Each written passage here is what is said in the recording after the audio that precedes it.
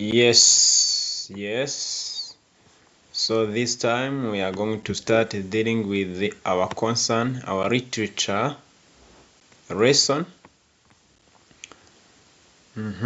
Mwiriwe neza abanyeshuri. Muri aka kanya tugiye kwiga isomo cyangwa tugiye kudiringa ku isomo ryacu literature in English. So specifically for different books, different short stories. So then tugire ubusobanuro buhagije. So hari igitabo cyitwa when the sun goes down and other stories from Africa and beyond. Ni igitabo kirimo inkuru zitandukanye z'abanditsi bo muri Africa, ndetse by'umwihariko kikaba cyaritiriwe iyi short story yitwa when the sun goes down, yanditswe n'umunyakenya akitwa Goro Wakamau from Kenya. So before starting dealing with this short story called When the Sun Goes Down by Goro Wakamau, so Ray get some information about this book. Reka turebe kuri iki gitabo cyitwa When the Sun Goes Down and Other Stories from Africa and Beyond. Turebeho a short summary about all stories within this. So turagerageza no kuvuga mu Kinyarwanda kugira ngo mubashe kubyumva neza. Bon. When the Sun Goes Down and Other Stories from Africa and Beyond, ni uruhurirane rw'inkuru ngufi, anthology yanditswe kigamije kwigishwa cyane mu mashuri yisumbuye muri Afurika y'Iburasirazuba, by'umwihariko muri Kenya, Uganda, Tanzania ndetse n'ahandi. Igihe cyanditswe, iki gitabo gikoreshwa cyatangiye gukoreshwa cyane ahagana mu mwaka w'ibihumbi 2000 nk'igitabo cyifashishwa mu mashuri yigisha literature in English mu mashuri yisumbuye cyangwa aho twita muri advanced level. So iki gitabo cyakusanyijwe n'abanditsi batandukanye b'Abanyafurika n'abandi banditsi b'ibitabo baturutse hanze yayo. Hanyuma rero iyi ikaba ariyo mpamvu iki gitabo cyitwa Africa and Beyond. Nuko cyitwa When the Sun Goes Down and Other Stories from Africa and Beyond. Nuko cyanditswe n'abanditsi b'Abanyafurika ndetse n'abandi baturutse hanze yayo. So hanyuma iki gitabo gifite heading cyangwa izina ryitwa When the Sun Goes Down. Ni inkuru ngufi yanditswe n'uyu mugabo Goro Wakamau, akaba ari umunyakenya. Ikaba ariyo yahaye iri zina iyi anthology. When we say anthology, it is a collection of short stories within one book. Inkuru nyinshi zitandukanye, inkuru zirenze imwe, ebyiri, eshatu, enye, inkuru nyinshi ziri mu gitabo zitwa anthology. Inkuru nyamukuru ikora ku buzima bwo kubaho n'ubupfubyi buterwa na sida mu muryango. Igaragaza ukuntu indwara yashyiraga sosiyete nyafurika mu kaga, by'umwihariko guhera mu mwaka w'1980 no mu mwaka w'1990, cyane ko iyi ndwara yaturutse muri Afurika, yavumbuwe muri Afurika, cyangwa ariho inkomoko yayo. Turaza kubireba inkomoko y'iyi ndwara ya HIV. Tuzi ko ari virus. HIV means human immunodeficiency virus. Iyo niyo rero itera sida we know. hanyuma rero wakwibaza ati impamvu iki gitabo cyatoranyijwe mu mashuri ngo kijye cyigishwa cyangwa kijye gikoreshwa mu bakigishaho ni iyi. Iki gitabo kigamije gufasha abanyeshuri gusoma no gusesengura inkuru ngufi. Iki gitabo gifasha abanyeshuri kureba ingingo z'ubuzima bwa buri munsi muri Afurika nk'ubukene, uburwayi, ruswa, imibanire, ubusumbane, urukundo ndetse n'ibindi. Iki gitabo kigaragaza ko inkuru ngufi zitavugira mu bihugu bya Afurika gusa ahubwo no hanze yayo.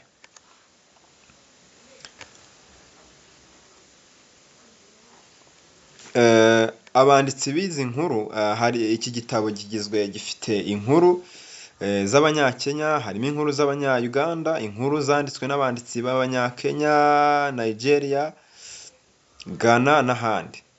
Bivuze ko ari igitabo cyatekerejweho cyane nk'igikoresho cy'amasomo ya literature in English. As you know, specifically literature, we know the definition as it can be defined as a mirror of society. Literature ubundi ni isomo rireba ubuzima bwa buri munsi bwa sosiyete cyangwa bw'ahantu runaka. So that's why it is called it's a mirror of society. Kuko literature ireba, it is an art that deals with what is really taking place within a society. Ibiba muri sosiyete, ibikorerwa muri sosiyete, literature nibyo igaragaza. Mu ncamake rero iki gitabo When the Sun Goes Down, ubundi iyo tuvuze ngo when the sun goes down, iyo izuba rigiye, izuba rirenze, izuba rirenze. Iki gitabo turaza kukireba cyitwa ngo izuba rirenze. Yes, turaza kubireba kuvuga ngo izuba rirenze, when the sun goes down. Ntukarire izuba rirenze kuko amarira ashobora kukubuza kubona inyenyeri, kuko izuba rirenze inyenyeri ziba zigiye kwaka. So moral lesson irimo aho nuko izuba rirenze, ibibazo ni izuba rirenze, izuba riba rigiye. Nukuvuga ngo ibibazo bije, don't be troubled, don't be scared of that problem, because near future there will be bright from the stars. Hazaba urumuri ruturutse ku nyenyeri. Nuhura n'ibibazo bitandukanye, ntukarire, ntukaboroge, izere ko near future ugiye kubona. Yes, we will see the details when we will start reading this story. So hanyuma nende kuvuga ko muri make iki gitabo When the Sun Goes Down and the Other Stories from Africa and Beyond ni anthology. It's a collection of stories and short stories zashyizwe hamwe mu rwego rwo gufasha mu burezi bw'isomo rya literature in English mu mashuri ya Nyafurika y'Iburasirazuba. Akubiyemo inkuru nyinshi ngufi. Ya mbere ikaba ari yitwa When the Sun Goes Down, ikabikora ku kibazo gikomeye cyari gihangayikishije Afurika. Iyo ndwara ikaba cyari ikibazo cy'ubwandu bwa sida. Hanyuma tubanje tukareba iki kibazo cy'ubwandu bwa sida, n'ubundi tubona ko ubushakashatsi bwerekana ko virusi ya VIH cyangwa HIV ikomoka muri Afurika yo hagati, aho bita muri Congo Basin cyangwa ahahoze ari muri DRC. Niko ubushakashatsi bubigaragaza. Ubu bushakashatsi buvuga ko yagiye iva ku nyamaswa, cyane cyane ku nguge za chimpanzee, so igahinduka indwara yibasira abantu. Ingero za mbere za sida zavuzwe mu bantu zisubira cyane mu myaka hagati aho mu mwaka w'1950 n'1960. Ariko icyo gihe ntabwo abantu bari bamenya iyo ndwara iyo ariyo. ariko bigaragara ko abantu ba mbere barwaye iyi ndwara bayirwaye mu mwaka w'igihumbi kimwe magana cyenda na mirongo itanu na hafi aho mu gihumbi kimwe magana cyenda na mirongo itandatu. Hanyuma iyi ndwara ku rwego mpuzamahanga yamenyekanye ku rwego mpuzamahanga cyangwa imenyekana ko ari iyi virusi yamenyekanye mu mwaka w'igihumbi kimwe magana cyenda mirongo inani na rimwe. Nibwo muri Leta Zunze Ubumwe za Amerika hatangiye kuvugwa indwara itangaje yibasira abantu ikabicira ubudahangarwa bwabo bw'umubiri. Hanyuma mu mwaka w'igihumbi kimwe magana cyenda mirongo inani na gatatu nibwo virusi nyirizina HIV yabonetse mu bushakashatsi bw'Abafaransa. Yes, hanyuma mu myaka nk'uko twabivuze mu myaka y'igihumbi kimwe magana cyenda na mirongo inani nibwo sida yatangiye kugaragara cyane muri Afurika y'Iburasirazuba n'iy'Amajyepfo. Mu mwaka w'igihumbi kimwe magana cyenda mirongo inani na gatanu u Rwanda, Uganda, Kenya, Tanzania n'ibihugu byinshi byo mu karere byari bitangiye kubona imibare myinshi y'abanduye iyi virusi. Mu myaka y'igihumbi kimwe magana cyenda na mirongo cyenda sida cyangwa HIV yabaye ikibazo gikomeye cyane muri Afurika yose kugeza aho yiswe icyorezo cya Afurika. Wakwibaza ati kuki when the sun goes down yanditswe muri iyi context cyangwa muri iyi njyana, kuki yanditswe muri iyi njyana muri iki gitabo ikandikwa mu njyana ijyanye n'ubu bwandu bwa HIV. So iyi nkuru yanditswe mu gihe HIV yari icyorezo cyangwa sida yari icyorezo gikomeye cyane hagati aho mu mwaka w'igihumbi kimwe magana cyenda na mirongo inani no mu gihumbi kimwe magana cyenda na mirongo cyenda. Ikaba yaragaragazaga imibabaro y'imiryango, urupfu, ubupfubyi n'uko sosiyete yari isanzwe yita ku ndwara zindi itarabasha kwihanganira sida. Niyo mpamvu mu mashuri batoranyije iyo nkuru nk'ihagarariye ukuri kwariho muri Afurika icyo gihe. Mu magambo make rero HIV yari imaze kugera muri Afurika kuva mu mwaka w'igihumbi kimwe magana cyenda na mirongo inani, kandi ni nabwo indwara yagaragaye nk'uko twabivuze haruguru nk'ikibazo gikomeye cyane ku buzima bwa rubanda by'umwihariko nyine muri Afurika. Ni muri urwo rwego inkuru yitwa When the Sun Goes Down yanditswe kugira ngo igaragaze uko indwara yahinduye imibereho y'abantu mu miryango nyafurika. Igihe nyine izuba ryari rirenze niko twavuga muri Afurika, ibibazo byari bishe. Yes, thank you. Hanyuma aha twari turi mu busesenguzi cyangwa kumenya context of this story, which is called When the Sun Goes Down by Goro wa Kamau from by this one Kenyan. So iyi nkuru rero irimwo abakina nkuru cyangwa ababara nkuru, irimo abakinnyi batandukanye, abakina nkuru aho turi buze kubona Steve, tukaza kubona umugore bashakanye Steve ibyo yakoraga.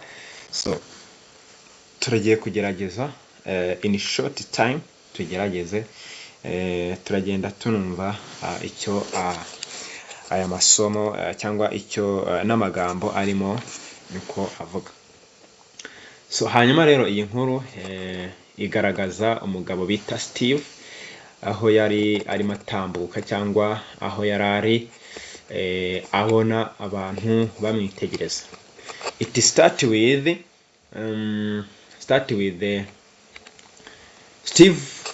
Steve was aware of the people's eyes on him as he passed.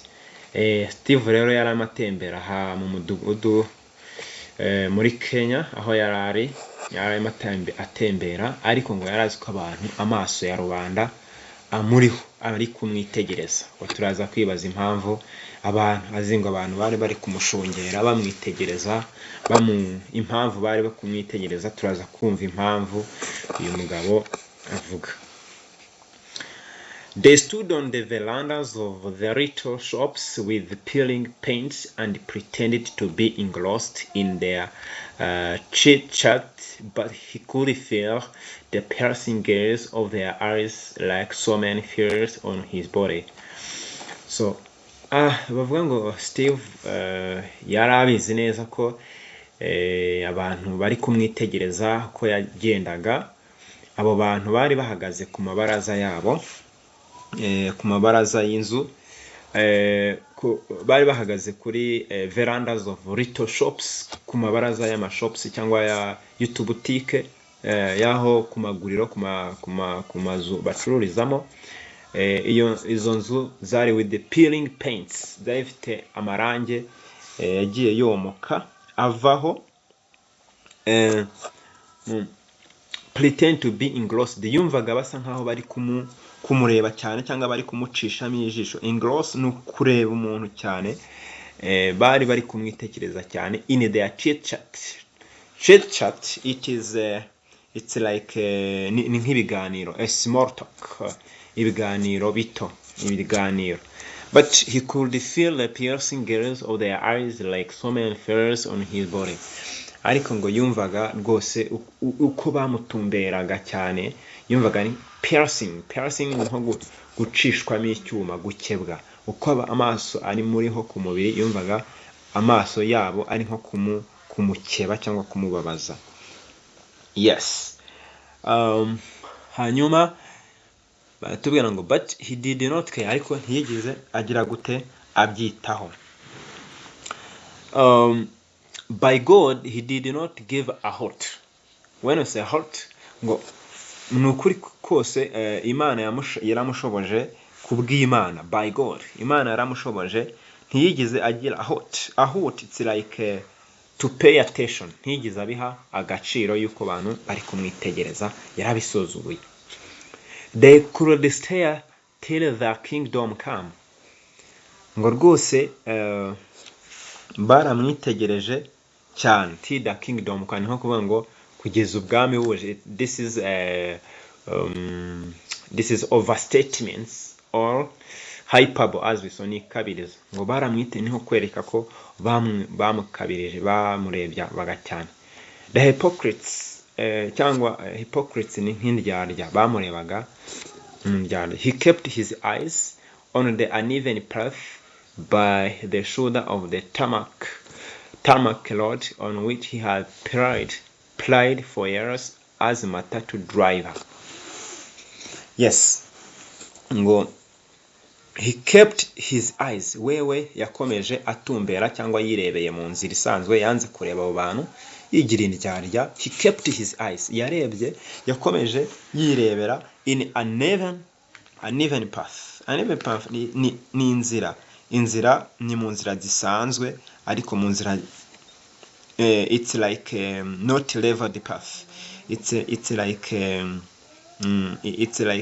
ni inzira zisanzwe zino z'abanyamaguru, uneven path, atari mu mihanda izwi cyangwa mu nzira ziri public. By the shoulder of tarmac road, yerekezaga kuri tarmac road. When you say tarmac road, it's like a drivable surface. When you say tarmac road, ni umuhanda uzwi. Naho uneven path ni za nzira nyabagendwa. Yumva bavuga mu nzira nyabagendwa ajya kuri tarmac road, mu nzira drivable surface, cyangwa ni kaburimbo, reka tube ariko tubyita ku mihanda ya nyayo. Which he had plied for years as a matatu driver. Uwo muhanda niwo yakundaga gukoresha kenshi cyangwa cyane, kuko yari umushoferi. Mbere yari umushoferi, yajyaga akoresha, yari umushoferi wa matatu cyangwa wa matatu ni nka bus, mini bus. It's like matatu, it's like a small bus. Yes. Good. It's like a small bus. Hanyuma Matatu's free pass in both direction goes to Muranga or going to Kangema. Nukuvuga ngo mu gihe cyashize nyine yajyaga atwara ajyana aho bita Muranga cyangwa aho bita Kangema. So working age mate, yahise areba rero ahita abona, when you say working it's like ni indamukanyo, ni nko kuvuga ati muraho tibite, ni indamukanyo. Yahise abona age mate we cyangwa uwo banganye imyaka, uwo bari basanganywe. The salute drew Steve's attention. Yahise amureba, aramwitegereza, hanyuma aramusuhuza. Oh yes, age mate, ati komera mu mwanya cyangwa muvandimwe wanjye, musangira ngendo, uwo duhuje imyaka tungana. He said, ko yamubwiye. Knowing that must be Kanja, yari yamubonye yuko ari umuvandimwe we basanzwe baziranye, yitwa Kanja. His friend since boyhood. Uyu Kanja yari inshuti yiwe guhera mu bwana bwabo. Yes. So, how are you, son of my mother? Kanja nawe ahise amusubiza ati, se muhungu wa mama cyangwa musore wa mama, muhungu wa mama umeze uti? Uraho mwana wa mama umeze uti? Kanja asked. So, as he always did these days, nkuko yari asanzwe abikora muri iyi minsi, Steve scanned his friend's eyes for any hint of mischief. Nkuko muri iyi minsi yari asanzwe abikora, Steve yaramwitegereje neza, yitegereje mu maso y'inshuti ye Kanja for any hint, kugira ngo agire amakuru amukuraho of mischief. When say mischief, it's like a villain person. Kugira ngo amwitegereze, amurebe mu maso, arebe nimba hari uburyarya cyangwa nawe haba hari ubugome yaba amufitiye. Yes, agira ngo amusome. Buri iyo witegereje umuntu mu maso kugira ngo umurebe, urebe ibimurimo. Kanja's inquiry seemed genuine enough, and Steve was glad he could count at least on one real friend. So when we say inquiry, it's like seeking information. Ngo Kanja rwose byari bihagije yuko amureba akamumenya. Hanyuma Steve now was glad he could count at least on one real friend. Rwose Steve nawe rwose yari yishimye ko yari amufite nk'inshuti ye, ari inshuti ye kandi y'ukuri. So one real friend, he marveled. Yatangajwe cyangwa yaratangaye cyane, aravuga ati rwose uri inshuti yanjye, you are one real friend. He marveled at the thoughts, mu bitekerezo bye, without speaking, yaravuze ati rwose ni inshuti nyanshuti. Marveled, it's like to be surprised. Yes. From struggling open-air mechanic with hardly any friend to successful entrepreneur running a chain of matatu, trying to jostle between the demands of the family. Yes, hano rero baratubwira ko yari inshuti nyine ya nyayo, aho bakoranaga aka kazi ko gutwara imodoka kuri business y'izi modoka zabo bacuruzaga, cyangwa small bus bacuruzaga. Yes, ndetse bagerageza to just it's like to push moving forward, kugerageza guhangana n'ibintu, ndetse banashaka ibijyanye n'iby'umuryango, business and cloud of rent. He had come down to this. I had one genuine friend. Yarambwira ati rwose uri inshuti ya nyayo. How the world shrinks. Yarambwira ati how the world shrinks. Ati se noneho isi ikumereye ite? Bimeze bite? How the world shrinks. Nko kuvuga ati shrinks, it's like to become smaller. Ati se bimeze bite? Biri kugenda gute? Yarambwira ati I'm okay. So I tell myself, Steve said, rwose ndibwira ko niko nibwira, I'm okay. So I tell niko nibwira ko meze neza nta kibazo. Umva Kanja aramubajije ati umeze ute? Ndumva meze neza. So how is the one we never call by her name? Ati se wa muntu tutajya tuvuga mu izina rye yitwa nde? Ati numva yaratangiye kumubaza amuzimiza ati wa muntu how is the one we never call by her name? Urumva rero bavuze her name ni umukobwa. It's a girl. We are referring to a girl. Referring to a girl. Ati wa muntu tutajya the one whom we don't say her name. Ati you remember the song brother? Turabyibuka ya ndirimbo. Urumva ko hari ibyo bari babiziranye. Steve started to sing. Steve ahise atangira kuririmba. Ati my mother, I will never call her by name. I will never insult her. I will call her the sir who saw for me my second gods. She is as fine as can be. Given the years, Steve enthused.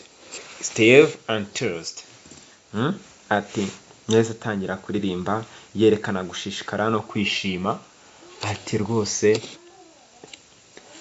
mati mama wanjye ntago nzigira nkuhamagara mu izina. I will never insult her. Ntago nzigira mutuka. I will call her the seer. Nzamwita umuhanuzi. Seer ni nk'umuhanuzi. Who saw for me, undebera. Wandebeye my second god. Se wamboneye imana ya kabiri. Umva ari kumutangiye kumusingiza. Means it's a girl. So she started saying, she is a fine as can be. Ati rwose ni ameze neza nkuko bishoboka. Given the years, rwose ameze neza. Steve enthused yabivuze neza. Enthused, to be enthused, it's like to show enthusiasm. Kwerekana ubushake. The two men fell in step. Urumva ni abagabo babiri bari ahantu hamwe. Fell in step. Batangiye gutera udutambwe. Above them, the noon sun rode high. Bivuze ngo hejuru yabo izuba ryari riri kubaratsaho. Bivuze ngo hari saa sita z'amanywa. Above them, the noon, hari ku manywa. The noon sun, izuba ryo ku manywa ryari ribari hejuru. Casting their stunted shadow at their feet. When you say casting, it is to cast. It is like to be projected a light, yes, or shadow on something. Means ngo igicucu cyabo cyangwa igicucu cyabo cyamanukaga ku birenge byabo. Iyo igicucu cyawe kiri straight ku birenge byawe biba ari saa sita z'amanywa, kugira ngo umenye ko iyo uhagaze gutya saa sita z'amanywa. Ati no, saa sita z'amanywa igicucu. Yes, hano batwereka ko ubwo hari saa sita z'amanywa. Ati no sana. So yes, let's continue. The last block of shop stood out. Hanyuma kuri bloke ya shops cyangwa kuri iryo guriro, kuri iryo soko, hari abantu bari hanze. It was a one-story building and newly painted. Nuvuga ngo hano batubwira ngo oya good. They said the last block of shops stood out. It was a one-story building and new. Hano ngo hari block ya shops cyangwa hari inyubako ndende ihari kandi isize irangi. Hanyuma ngati you must have heard about this building, Steve said. Hanyuma Steve yabwiye Kanja ati ushobora kuba warumvise iby'iyi nyubako mu minsi yaba yarashize. Yes, I have heard many other things beside, Kanja replied. Ati usibye n'iyi nyubako ubona hano, ati numvise n'ibindi bintu byinshi bitandukanye. Niko Kanja ahise amusubiza. I'm sure of that. Kabisa ati ndabizi.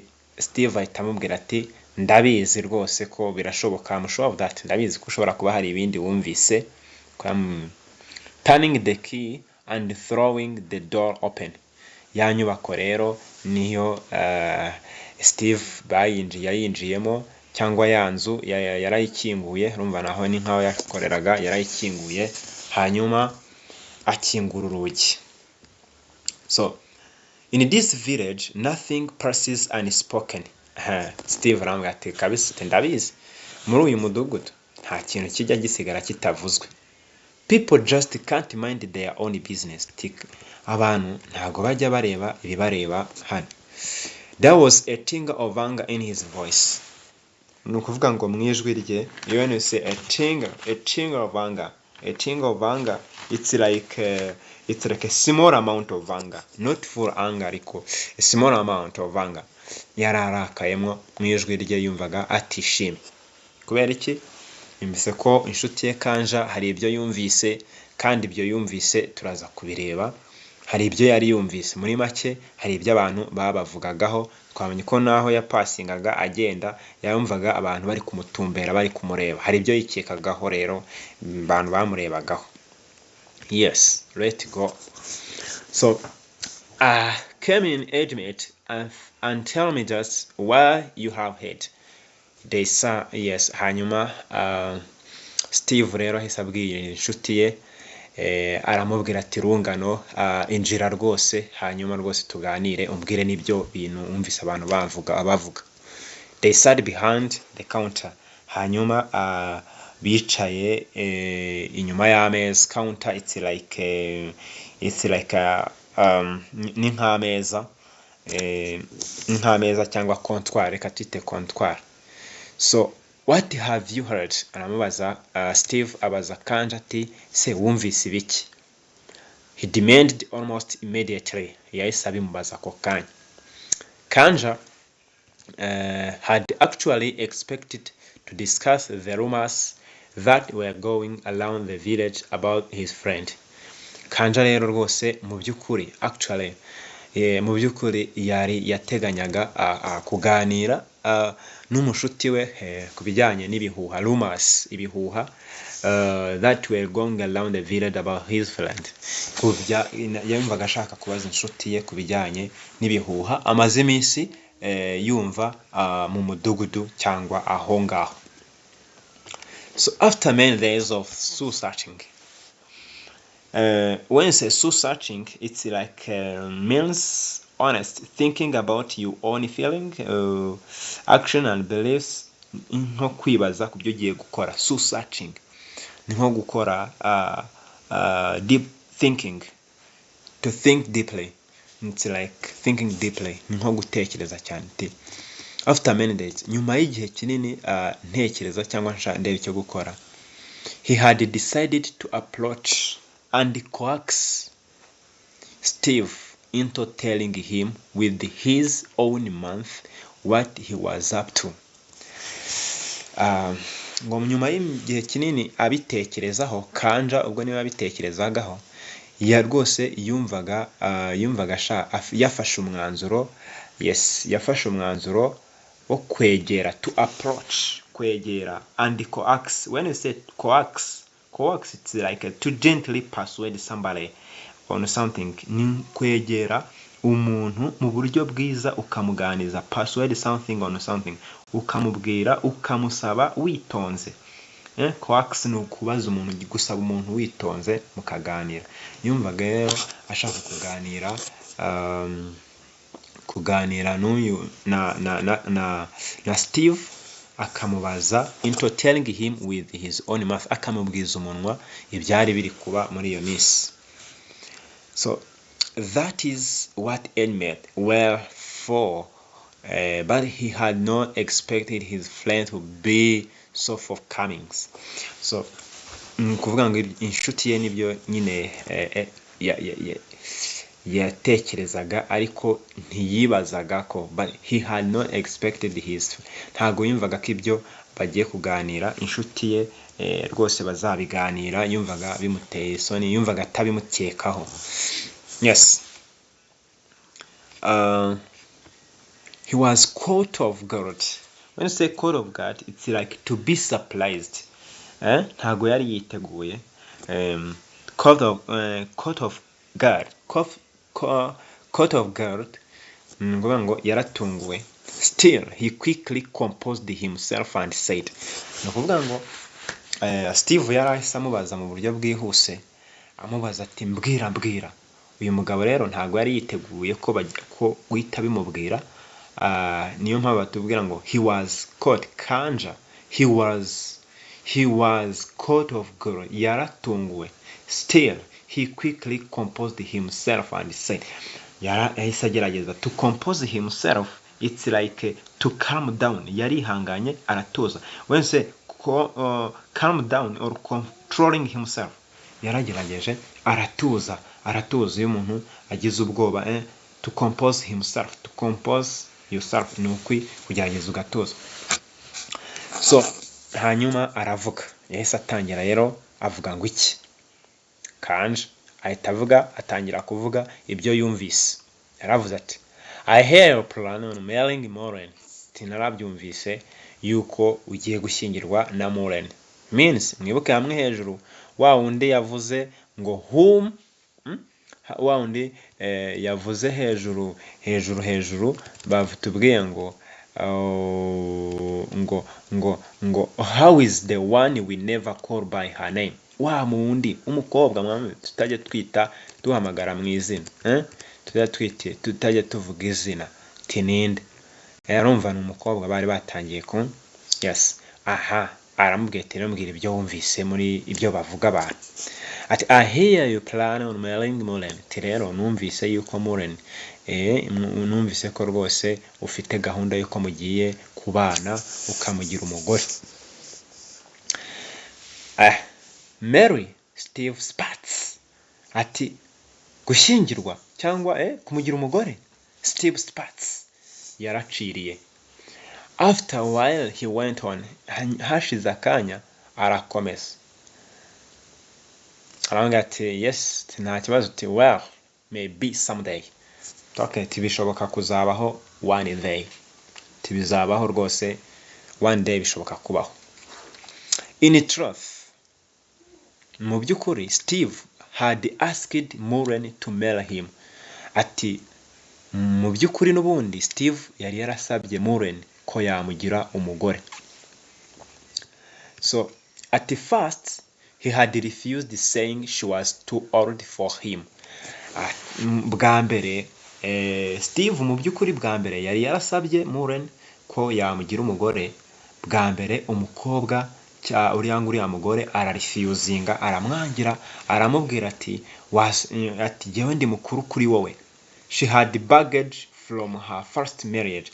Kandi yari afite n'umutwaro cyangwa afite ikibazo, baggage nk'umutwaro waturutse muri first marriage. Byumvikana ko yari yarigize kugira urushako arugiriramo ikibazo. Aramwangira ati jyewe nari narashatse kandi I'm too old. So but after Steve had assured her he was ready to love her and her children as if they were his own blood, she had gradually begun to think it possible. So ariko nyuma uko Steve yagiye amwegera amuganiriza, akamwizeza, had assured her, akamwizeza ko yiteguye kumukunda kandi akamukundana n'abana biwe bose yakuye ku rushako rwa mbere, akabakunda nk'abo yibyariye. Yes, ngo was ready to love her and her children as if they were his own blood, nk'aba mu maraso ye, nk'abo yibyariye. She had gradually begun to think it possible. Umugore yatangiye gutekereza ko bishoboka. Yes. Then she learned she had the virus. She had the virus that causes HIV. Okay, bya bindi rero twurumva noneho twatangiye kubigeramo neza. Okay, mukurikira ngo umugore nyuma yamenye ko she learned she had the virus that causes, ariko yarazi neza ko arwaye HIV, kagakoko, arwaye sida, and said this could never be. Aramubwira ati birero ntibishoboka, ntago bishoboka yuko twabana kuko yes Steve had been deeply hurt. Steve yarababaye cyane umugore amuhakaniye ko batabana kubera iyo mpamvu yuko umugore yarafite agakoko ariko Steve kamem ntayabyarase. So still he vowed he would never abandon her. Ariko kugeza aka kanya Steve yarahiye. Vow ni nko gusezeranya. When you say vow, it's like when you say abandon, it's like to stop doing something. Ngo he vowed he would never abandon her. Yaravuze ati sinzamureka, nzakomeza mutitirize paka bikunze. Yes. Hanyuma Steve yes, okay, good. They would beat these things together. Yaramubwiye ati yewe rwose ibi ngibi tuzabibanamo kandi tuzabikubitira hamwe. Yes. But he would not explain all this to Kanja. Ubwo hano twari twagiye mu makuru yo kumenya some information, ariko urumva Kanja ari kumwe na Steve. Hanyuma Kanja twari twaherutse cyagihe amubaza ati numvise plan. We are discussing about the truth in truth.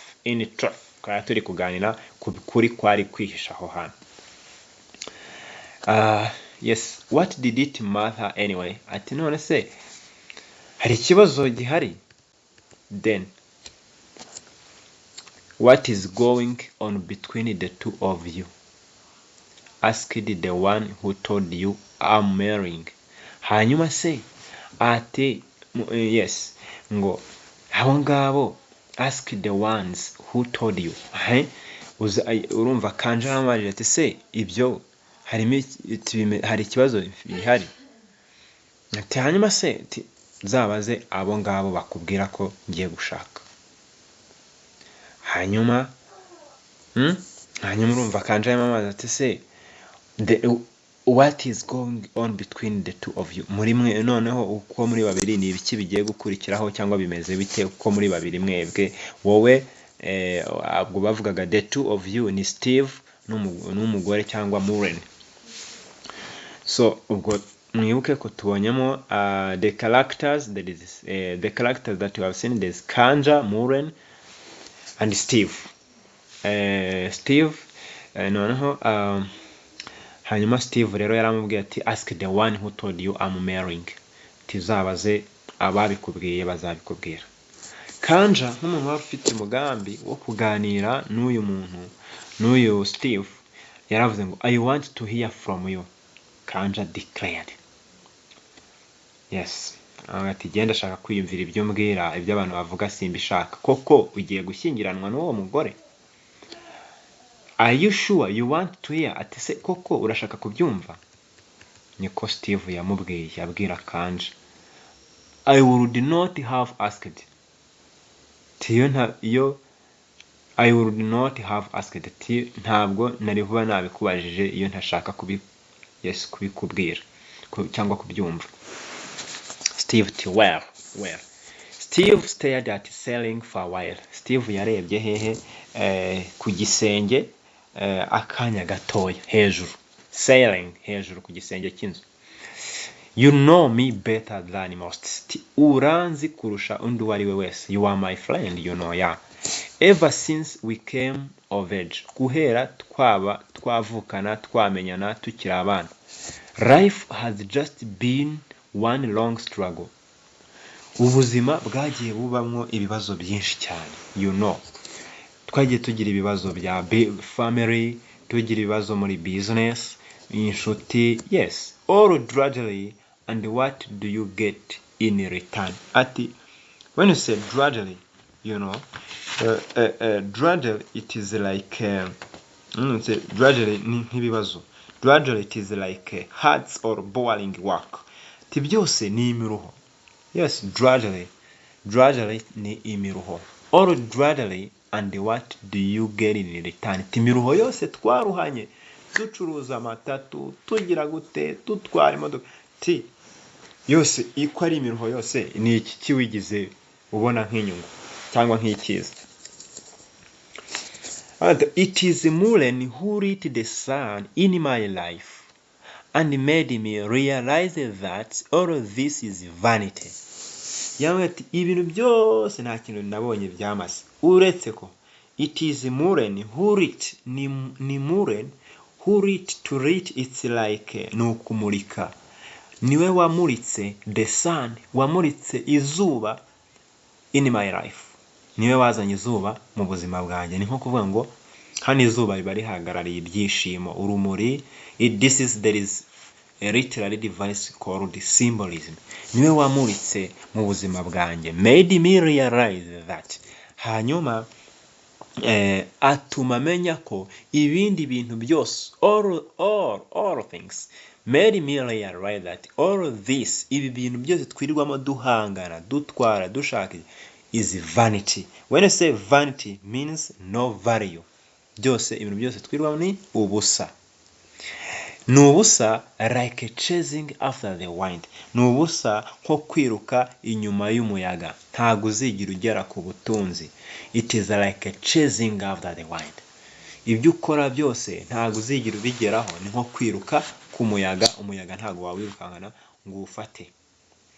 She is my friend, ni inshuti yanjye. Steve asserted almost defiantly. Steve yarabihamije. To assert no guhamya ikintu. Yarabihamije defiantly. When you say defiantly, it is like ni nko guhamya ikintu ushize ubwoba, without fear, without problem. Yarabihamije ko ari sheri we without any problem. When you say defiantly, no kuvuga ikintu ushize amanga. For example, we can say the child defiantly crossed his arms and refused to apologize. Somebody defiantly refused to apologize himself. Muntu yanzirwe yatsembye. Yabihamije yivuye hehe inyuma. Just that. Ni ibyo ngibyo shaka kumva. I also hear you are the father of her son. Kanja persisted. Ati aramwongera amazi ati Kanja arongera aramubaza ati numvise ko ngo wanabyaye umwana uri papa w'umwana w'umuhungu, ngo wabyaye umwana w'umuhungu kuri uwo mugore Muren.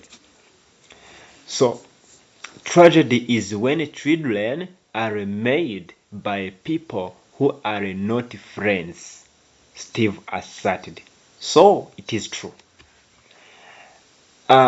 Steve aramubwira ati rero amahano cyangwa ibibi byaba ari igihe mu gihe when children, igihe umwana cyangwa abana are made by people, baba barabyawe n'umuntu utari inshuti yawe. None rero umwana w'umuhungu wavutse n'umwana w'umuhungu wavutse ku mugore wanjye cyangwa kuri my friend.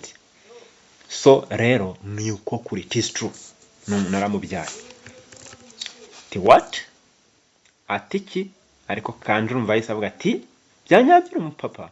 What? Steve arasubiza ati ati what? Ati you are father, uri papa. Asked him me another. Kanja aramubwira ati mbaza ikindi rwose, genda umupapa. Ask me another. Mbaza ibindi. For a while, hashize akanya gatoya, an awkward silence hung between the two men. When you say awkward, it's like uncomfortable feeling. Muri make bose ntago bari muri comfortable position, bumvaga nyine batameze neza, baracecetse. Awkward silence. Guceceka hagati y'aba babiri kwa haje guceceka, threatening to cloud the light of the friendship. Byahise bituma hazamo ikibazo kimeze nkaho ubushuti bwabo bugiye gucika. Hanyuma I don't blame you. Hanyuma rero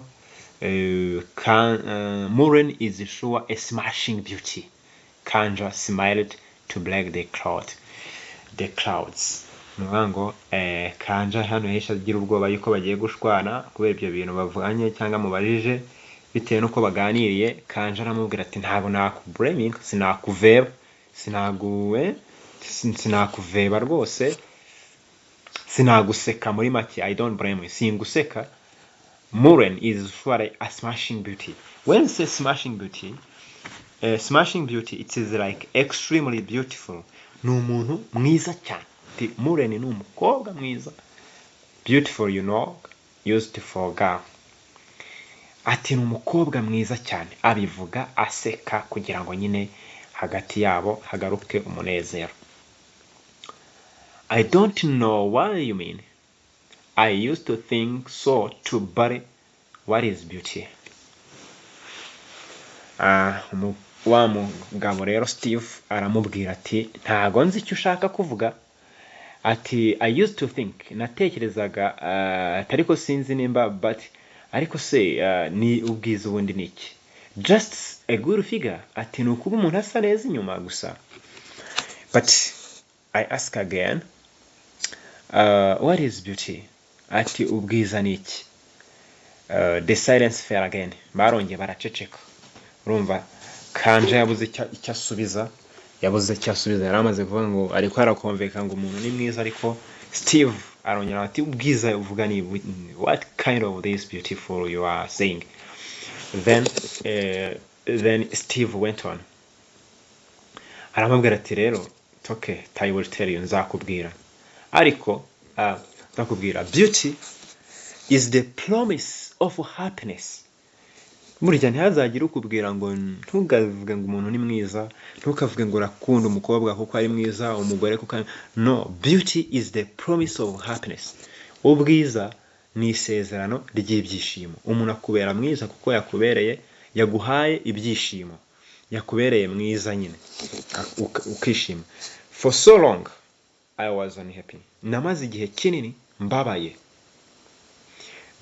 Then one morning at sunrise, mu gihe umunsi umwe ku kazuba kagasusuruko cyangwa ari mu gitondo, I remember the day all too well. Ni ku munsi umwe wagenze neza cyane.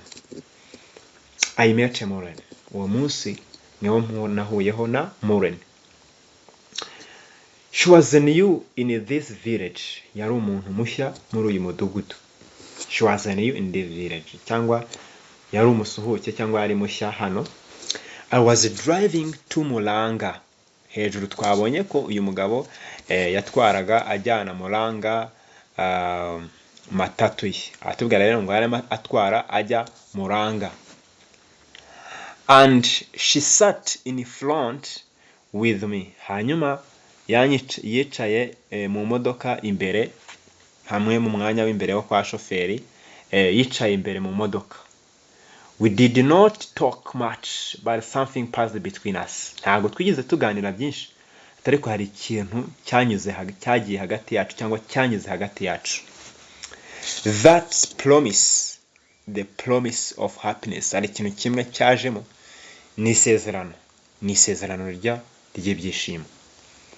It was there in her generous smile. Ati icyo kintu cyaje giturutse mu nseko ye nziza nabonye. Her belt full of open. Yari yambaye ariko ishati ye isa kunda he hagaragara. And cascading laughter. When you say cascading, it's like cascading. It's like to flow or pulling. Ngo cascading laughter. Ngo kandi yaramwenyuragamo, yagendaga amwenyuramo gake. Later in Muranga's town, tugeze Muranga mu mujyi, as I waited for my matatus to fill, mu gihe nari ntegereje ko bisi yanjye cyangwa imodoka yanjye ijyamo abagenzi, we had a cup of tea. Twaricaye dusangira icyayi. And talked a little, tuganiramo gake. She had been married by a soldier. Mu by'ukuri yari yarashakanye n'umugabo w'umusirikare. Twabibonye yuko yari afite abana, yari yarashakanye n'umugabo w'umusirikare, who was always accusing her of unfaithfulness. Uwo mugabo bari barashakanye kera, urumva baraganiriye. This hano uyu mugabo Steve arimo aravuga ibyo baganiriye.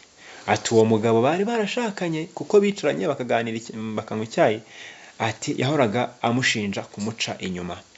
Though she knew for sure he kept a mistress, ariko for sure ntigeze amuca inyuma, yakomeje kwiyubaha. Sometimes when he came home, rimwe na rimwe uwo mugabo yazaga mu rugo, he would bath her and leave her for dead of smiling and laughing with men. So ngo icyo gihe yaramukubitaga cyane, bata ngo iyo rimwe na rimwe umusirikare yarazaga akamukubita akamusiga yenda gupfa. Yes. Hanyuma he said, arabivuga rwose, amaze kubivuga wa mugabo Kanja yarimo abwirwa iyi nkuru yarasetse. Still not wanting to break her family.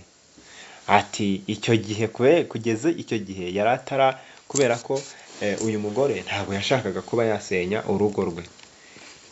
She held on to her marriage, yakomeje kwibanda ku rugo rwe, and prayed that God would stop her husband's wayward ways. Wayward ways ni ubuyobe, inzira z'ubuyobe. Ati yagiye umugore yatangiye gusenga amasengesho menshi, asengera umugabo we, avuga ati Mana Nyagasani tabara, utume uyu mugabo wanjye areke inzira z'ubuyobe, azereke ubusinzi, areke ubuhabara, areke kujya nkubita. So one day the man came home early. Umunsi umwe uyu mugabo nyine, uyu musirikare yaje mu rugo arwaye. The doctor says it was pneumonia. Aravuze ati umugabo rero ararwaye umusonga. The drugs yes. The drugs didn't seem to work, and the man was reluctant to seek further treatment. Ati umugabo rero imiti yari yarahawe cyangwa yahabwaga yanze gukora, hanyuma atinda kujya gushaka ubundi buvuzi. Then he closed his eyes and weighed himself there. Yaraje rero apfira mu rugo, yafunze amaso ye, birangira uyu mugabo apfuye. So when they tried to wake up him, bageragezaga kumukangura, he was dead, yari yarangije gupfa. Like that, a very unsoldierly way to die. If you asked me, it was a long and touching story of a woman's love and commitment that seemed to fill with an emptiness. Yes, hano atubwiye ngo uyu mugabo rwose baramunenze, ntago yapfuye gitwari, yapfuye urupfu rutari nk'urwa gisirikare. Hanyuma rero it was a long and touching story. Iyo nkuru yari ndende, iyo nkuru umugore yambwiye inyereka umugore w'umunyamurava w'urukundo wakundaga umugabo we, and commitment that seemed to fill an emptiness that I had not even suspect existed in my soul. Hanyuma rero nahise numva rwose iyo commitment cyangwa uwo mugore ari mwiza ashobora kuba yakuza emptiness. Numvaga ndi ikintu kiraho cy'ikivide, numvaga nahise numva rero yaza kuzuza roho yanjye. I could have traded my matatus for just that one cup of tea with that woman. Numvise nanagurisha matatu zanjye zose ariko nkamutwara bitewe n'icyo gikombe cy'icyayi twasangiye. I swear admit. Gashuti yanjye rungano rwose nuko byaje kugenda nisanga natangiye. I'm afraid you have done so already, Kanja said cautiously. So I said it is longer story, but it is also simple story no matter what reverting turns. And you, I mean people here, try to give it back. to give it. So hanyuma this is a short story. This is a phase 1, if you can say part 1. This is the part 1 of this book. Iki ni part ya mbere twari tugerageje gusoma cyangwa gusobanura tunareba kuri iki gitabo twabonye cyitwa When the Sun Goes Down. Nibikunda ariko bigomba gukunda, tuzakomeza next time aho uyu mu age mates yari arimo arahira amubwira uko byatangiye, ubwo yari kumubwira uko yatangiye kumukunda n'aho bahuriye. So aha tubonyemo abakarakita bangahe? batatu mu ncamake. Tubonyemo Kanja, tubonyemo Steve, tubonyemo na Maureen. Hanyuma Steve tubonye ko aho yari atangiye kutwereka aho yahuriye na Maureen bagatangira gukundana. Ubundi iyi nkuru mu by'ukuri urumva umugore yari yakundanye n'umugabo, aho tuzakomereza muri pariti yaho noneho yahise atangira kumutereta. Steve yari yacuruzaga cyangwa yatwaraga abagenzi muri matatu, muri minibus cyangwa small bus, yatwaraga abagenzi. Hanyuma aza gusanga yikundaniye n'umugore, ariko umugore aba yabyaranye n'umusirikare. Umusirikare yarapfuye, umusirikare utaramubereye umugabo mwiza, ariko biza kurangira dukomezaho noneho bakundana bakanabana, ariko umugore bikarangira nyine yanduje sida umugabo we, ariko bakabyarana akana k'agahungu. Ako kana k'agahungu koko ntikayandura bitewe n'uko abaganga babafasha. So tuzakomeza next time tureba no ku kindi gice gikurikira, ariko I think we have introduced this book in Kinyarwanda, and I think we will keep reading. We will try to explain it in Kinyarwanda. We will try to connect and we will try to analyze different literary devices. We will try to get many things within this book. This is a first part of this book. We'll keep reading with this for the next time. I thank you all. I encourage you to read. I encourage you to listen what we have done for improving your knowledge about literature and English. I thank you. Thank you. Thank you.